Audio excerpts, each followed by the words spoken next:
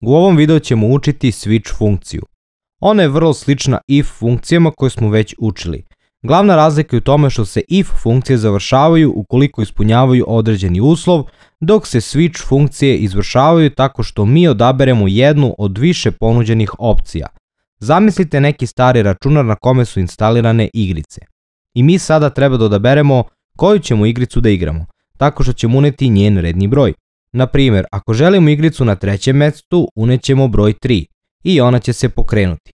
Pa hajde da počnemo. Prvo ćemo definisati neku varijablu, a zatim ispod definišemo switch funkciju. Pišemo switch i u zagradi naziv naše varijable. Zatim otvaramo ove vitičaste zagrade i pišemo case 1, pa dve tačke. Ispod pišemo funkcije koje želimo da se izvrše, a na kraju svega funkciju break. Ovo case je u bukvalnom smislu naš prvi slučaj, odnosno ono što će se izvršiti ukoliko odaberemo broj 1. A ovo break na kraju je komanda koja programu kaže da se zaustavi. Nju pišemo kako bismo označili kraj tog jednog programskog bloka. Dakle, računar je izvršio odabranu opciju i nema potrebe da dalje izvršava ostale. Kao što vidimo u primjeru, jednostavno nabrajamo naše mogućnosti jednu ispod druge. Hajde da sada pokrenemo program. Program ispisuje Wolfenstein jer je to kod koji treba da se izvrši u slučaju 3.